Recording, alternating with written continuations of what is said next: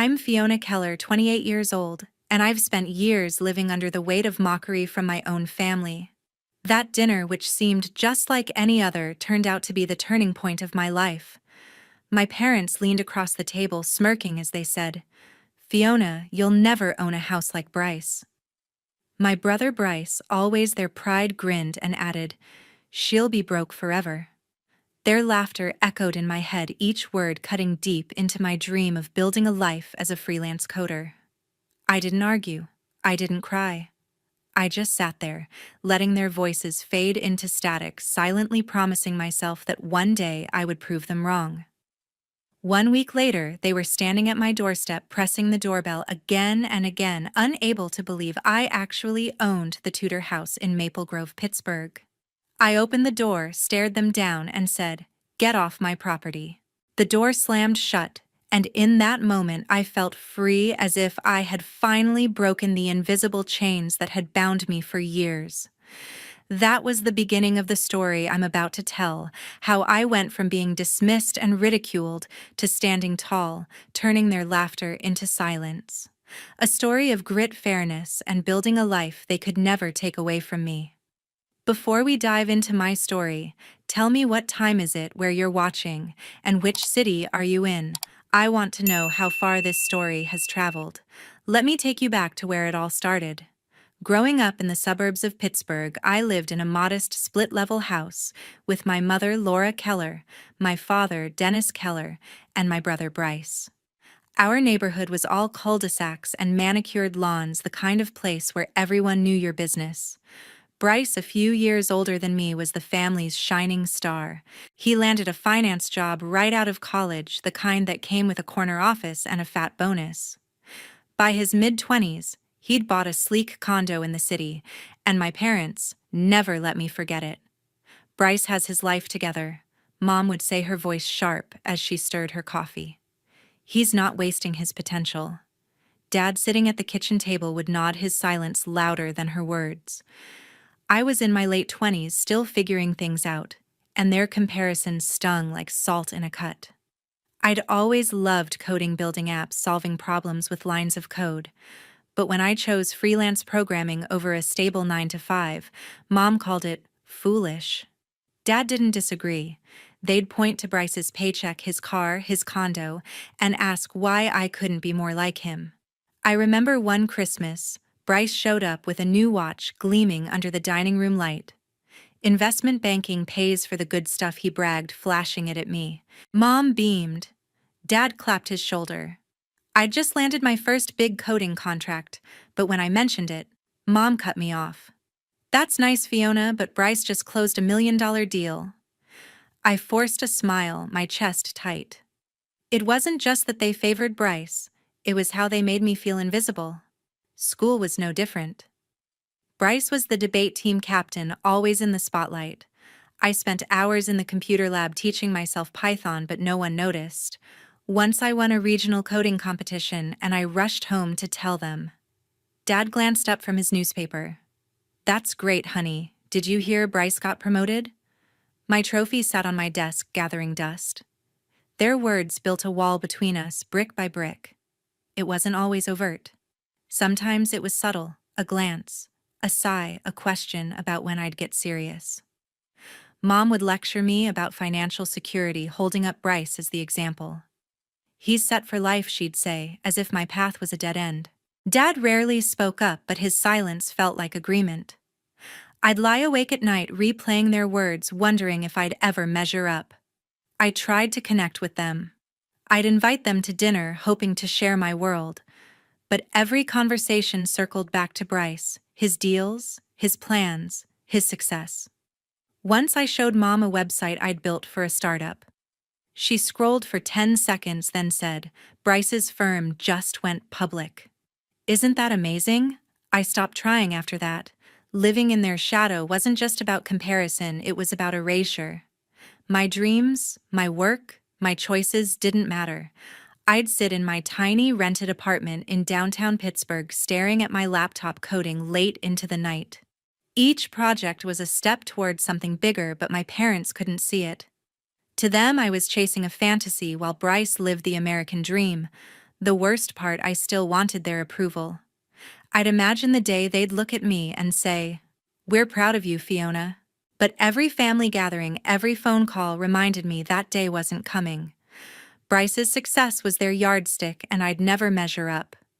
I didn't know it then, but those years of being sidelined were planting a seed, one that would grow into something they'd never expect. Everything came to a head at a family dinner last summer. I drove out to my parents' house in the Pittsburgh suburbs, bracing myself for the usual routine. The table was set with Mom's usual spread: roast chicken, mashed potatoes, and tension thick enough to cut. My mother was fussing over the plates while my father scrolled on his phone, barely looking up. Bryce strutted in late, his tailored suit screaming money. He'd just bought a new house in a ritzy suburb, and he wasn't about to let anyone forget it. "Check this out," Bryce said, sliding his phone across the table. A photo of his modern glass-walled house flashed on the screen. 4 bedrooms, 3 baths, and a view that kills. Mom's eyes lit up. "That's incredible, Bryce," she said, her voice dripping with pride. Dad nodded, setting his phone down for the first time. "You've really outdone yourself, son." I sat there poking at my food, waiting for the inevitable. It didn't take long. Mom turned to me, her smile fading. "Fiona, you're still renting that little apartment downtown, aren't you?"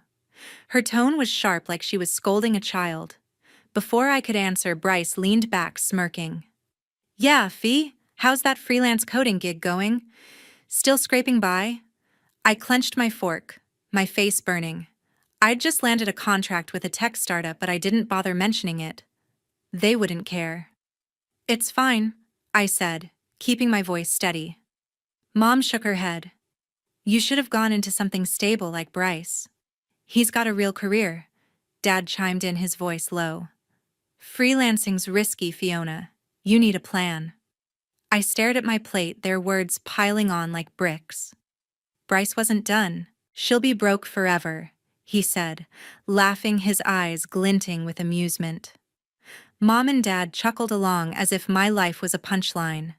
I wanted to scream, to tell them about the late nights coding the clients I'd won, the money I was saving. But I'd tried that before, and it never mattered. Instead, I took a slow breath, forcing a smile. Maybe I said, my voice barely above a whisper. Inside, though, something snapped. Their laughter wasn't just cruel, it was a line in the sand. I wasn't going to keep begging for their respect. The rest of the dinner dragged on. Bryce kept bragging: his new car, his promotion, his perfect life. Mom hung on every word, asking about his house's granite countertops and smart home system. Dad threw in questions about property taxes, nodding like Bryce was some financial genius. I stayed quiet, my mind racing. I'd spent years chasing their approval, but what was the point? They'd never see me the way they saw Bryce. As I cleared my plate, Mom tried to soften the blow. "Fiona, we just want you to be secure," she said, her voice patronizing. I nodded, not trusting myself to speak. Bryce caught my eye, his smirk still there. "Don't worry, Fee. You'll figure it out someday," he said, like he was tossing me a bone. I didn't respond. I didn't need to. Driving back to my apartment that night, the city lights blurring past, I made a decision. I was done with their comparisons, their jabs, their dismissal of everything I'd worked for. I wouldn't call, wouldn't visit, wouldn't waste another second trying to prove myself to them. My coding was my future, not their opinions. I gripped the steering wheel, my knuckles white, and felt a spark of clarity. This wasn't about giving up. It was about choosing myself. I didn't know it then, but that dinner was the last time I'd sit at their table. Their words had lit a fire, not of anger, but of resolve. I'd build something they couldn't ignore, something they couldn't touch. And I'd do it on my terms. That night, I made a choice. I'd pour everything into my work, my coding, my passion, my future. Back in my small downtown Pittsburgh apartment, I opened my laptop and got to work. I'd been freelancing as a coder for years, taking small gigs to pay the rent. But after that dinner, I went all in. I built a website for my services, branding myself as a software developer specializing in mobile apps. I reached out to every tech startup I could find in Pittsburgh's growing tech scene. My inbox filled with rejections at first, but I kept pitching. Then, one morning, I got a response from a startup building a fitness app. They wanted me to develop their back-end system. It was a 6-month contract, and the pay was more than I'd made in a year. I didn't stop there. I registered a small business calling it CodePath Solutions. It wasn't much, just a name and a tax ID, but it felt like a declaration. I was building something real, something mine. I worked 16-hour days debugging code, meeting deadlines, and learning to negotiate contracts. By month 3, I'd signed 2 more clients, a food delivery app and an e-commerce platform. My bank account, once barely covering rent, started to grow. One evening, I met my friend Irene Shaw for coffee. I was exhausted, doubting if I could keep up the pace. Irene, who ran her own graphic design business, listened as I poured out my fears. "Fiona," she said, her voice firm, "you're good at this. Better than good. You're building something real. Don't let anyone, especially your family, make you think otherwise." Her words hit me hard. For the first time in a long time, I felt seen.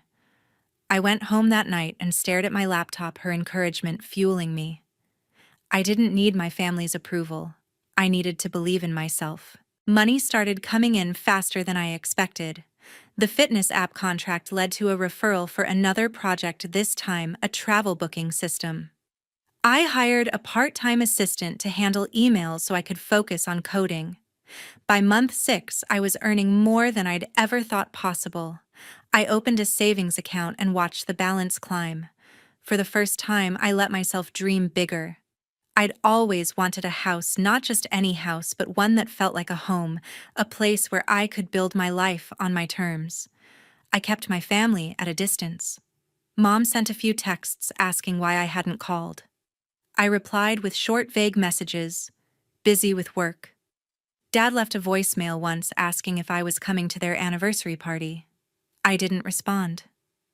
Bryce, true to form, didn't reach out at all. I didn't care.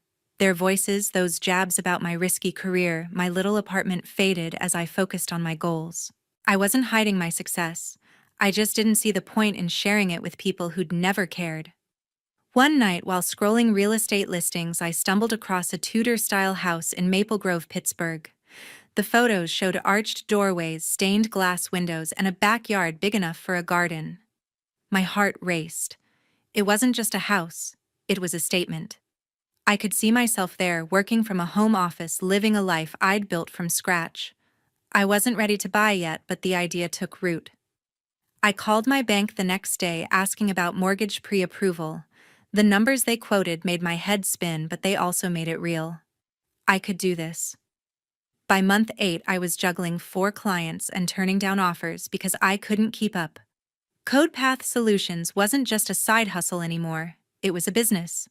I upgraded my laptop, rented a co-working space for client meetings, and even started thinking about hiring another developer. The girl who'd been laughed at over roast chicken was gone.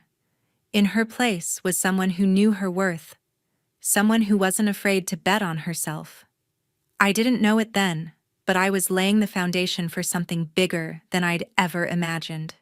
The house in Maple Grove wasn't just a dream, it was a goal, and I was closer to it than anyone, especially my family, could have guessed. 8 months later, I got a call from Daniel Porter. My financial advisor. Daniel had been tracking my savings since I started CodePath Solutions. "Fiona," he said, his voice calm but excited, "you're in a strong position. Have you thought about real estate?" I hadn't, not seriously. I'd been so focused on work that buying a house felt like a distant fantasy. But Daniel laid out the numbers, my income, my savings, the market in Pittsburgh. "A house in a good neighborhood could be an investment in your future," he said. I hung up, my mind buzzing.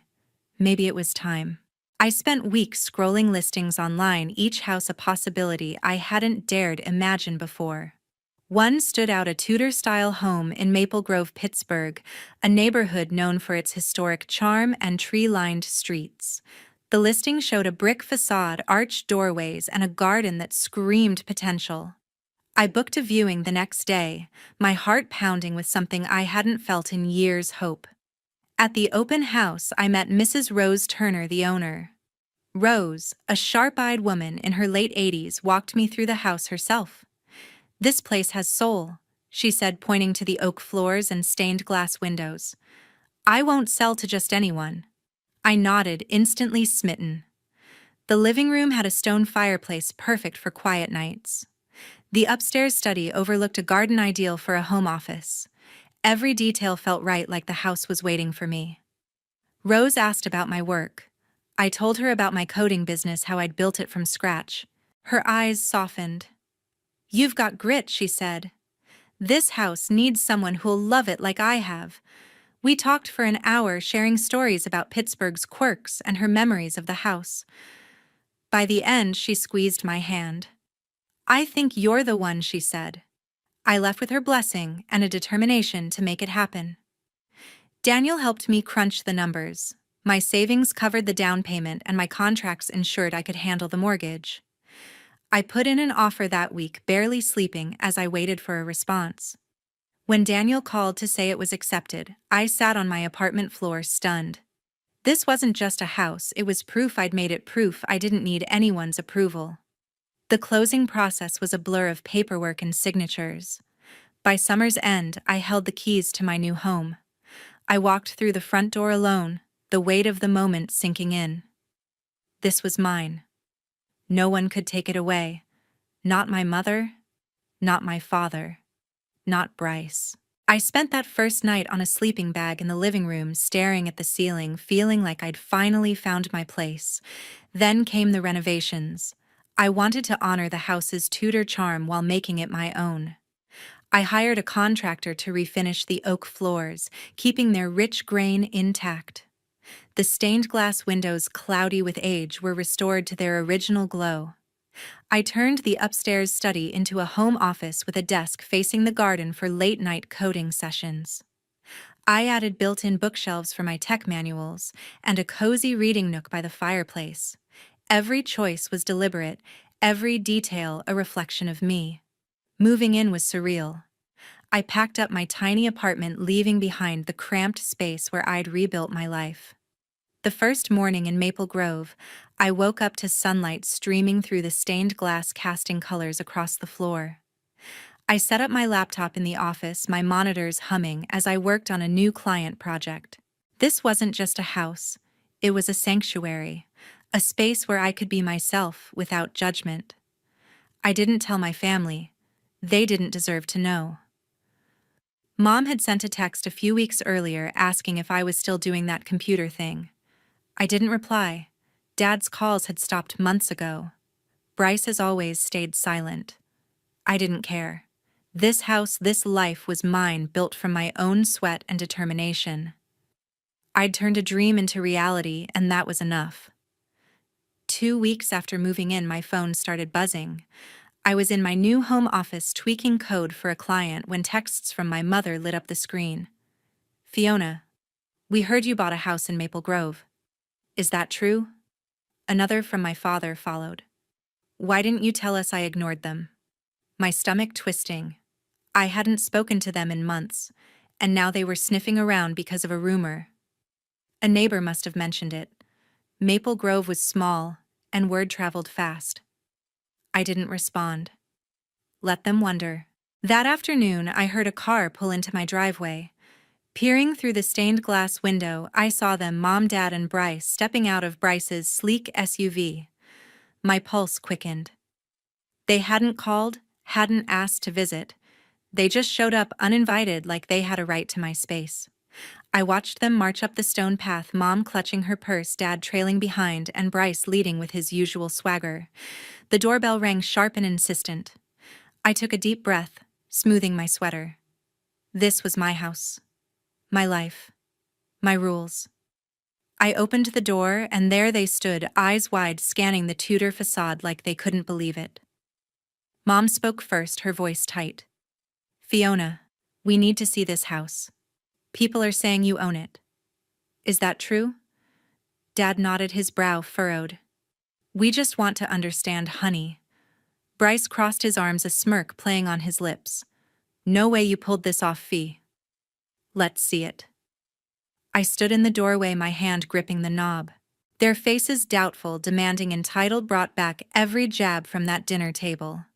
You'll be broke forever, Bryce had said. You should have been like Bryce, Mom had preached. Dad's silence had agreed. I'd spent years swallowing their words, but not today. I straightened, my voice steady and cold. Get off my property. Before they could respond, I slammed the door, the sound echoing through the house. Their muffled protests faded as I leaned against the wood, my heart racing but light. For the first time, I felt untouchable. I heard Bryce scoff outside. She's joking, right? Mom's voice rose sharp and indignant. Fiona, open this door. We're your family. Dad murmured something, probably trying to calm her. I didn't budge. Footsteps shuffled, then car doors slammed. The SUV's engine roared and they were gone. I exhaled, a smile breaking across my face. I'd done it.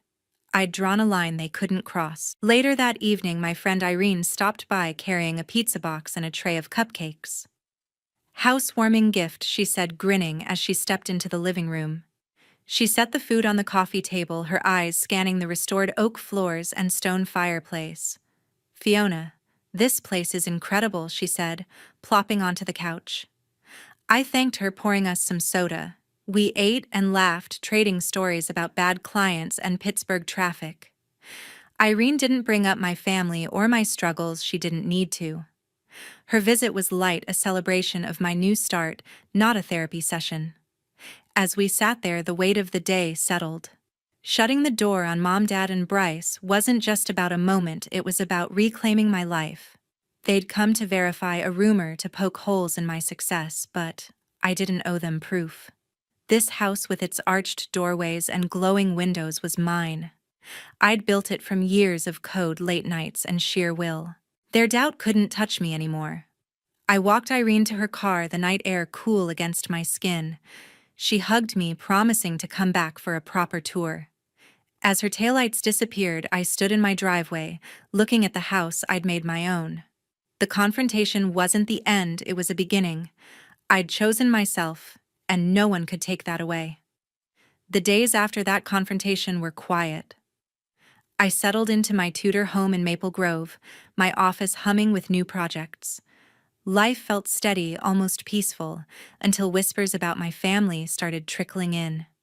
A mutual acquaintance from the old neighborhood reached out, mentioning Bryce's name.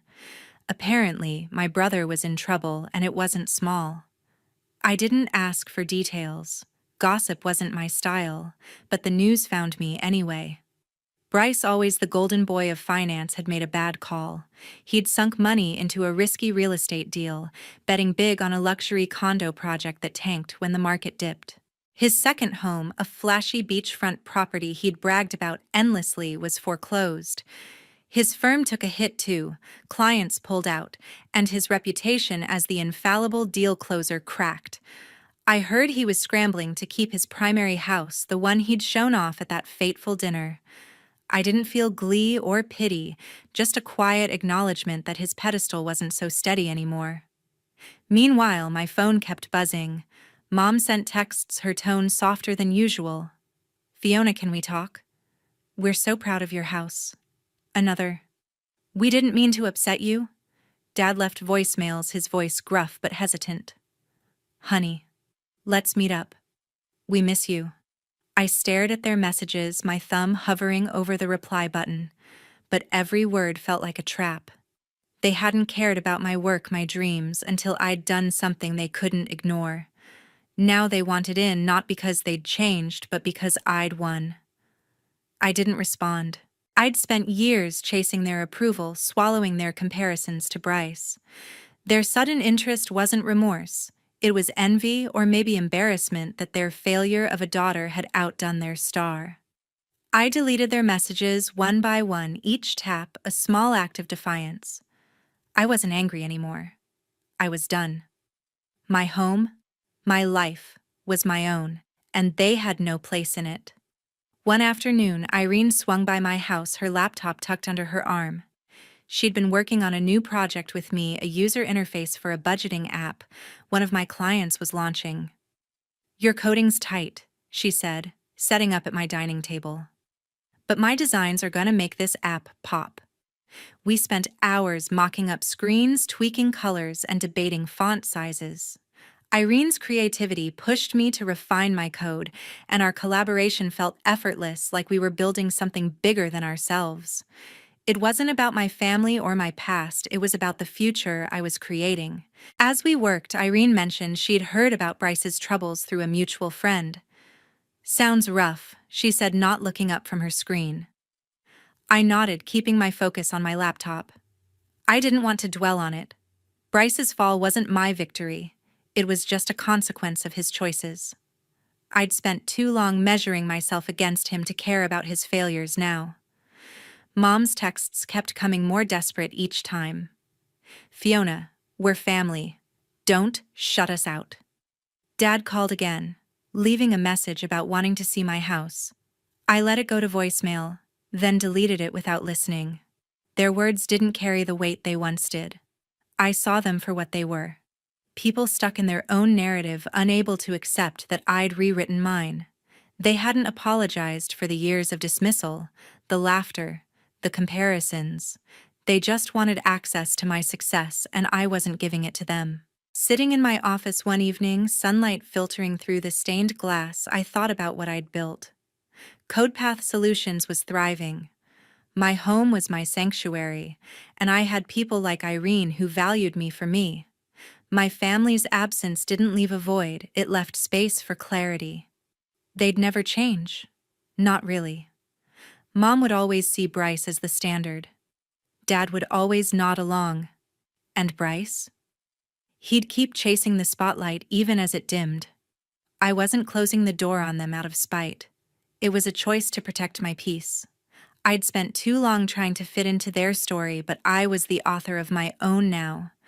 As I saved my code and shut my laptop, I felt a calm certainty. This life, my house, my work, my freedom was enough. I didn't need their approval to know it. A month later, I hosted my first event at my new home. The living room of my Tudor house in Maple Grove glowed with string lights, and the stone fireplace crackled as Irene and a handful of colleagues from my tech projects filled the space. The air buzzed with laughter and clinking glasses, a stark contrast to the tension of my family's visit. Irene raised a toast, her eyes sparkling. "To Fiona's empire, CodePath Solutions, and this gorgeous house." Everyone cheered, and I felt a warmth that had nothing to do with the fire. This was my circle now, people who saw me, not my failures. As the night went on, I moved through the rooms watching my guests admire the oak floors and stained glass windows. A developer from my latest project complimented the office setup where my monitors sat proudly by the garden view. Another colleague asked about my journey, how I'd gone from freelancing to owning a home like this. I smiled, keeping it light, but their questions stirred something deeper. Standing in the kitchen refilling a tray of appetizers, I let myself reflect. My path hadn't been easy. I'd grown up under the weight of my family's expectations, always compared to Bryce, always found wanting. That summer dinner, their laughter cutting through me, had been the breaking point. I'd walked away, not just from them, but from the need to prove myself to anyone. Building my business, buying this house, shutting my door in their faces, it wasn't about revenge. It was about choosing me. Every line of code, every contract, every nail in this house was a step toward a life I defined. I'd heard through the grapevine that Bryce's career hadn't recovered. His bad investments cost him his reputation, and he was no longer the untouchable financier he'd pretended to be. My mother and father had gone silent, their texts and calls drying up after I ignored them. I didn't need to know more. Their absence wasn't a loss. It was freedom. They'd never understood me, and I'd stopped waiting for them to try. What I'd learned was simple but heavy. Real success isn't about who cheers for you. It's about living true to yourself. Cutting out toxic people, even family, isn't betrayal. It's survival. This house, my work, my peace. They were mine because I'd fought for them, not because anyone handed them to me. I didn't need applause from Mom, Dad, or Bryce to know I'd made it. I saw it in the life I'd built, in the friends who filled my home with joy. As the party wound down, Irene helped me clean up stacking plates in the sink. "You're killing it, Fiona," she said, tossing a dish towel at me. I laughed, grateful for her presence. No lectures, just friendship. My colleagues left with promises to collaborate again, and I closed the door, the quiet settling over the house. I stood in the living room, the fire now embers, and felt a calm certainty. This was enough. Thanks for sticking with my story. Have you ever had to walk away from toxic family? Share below.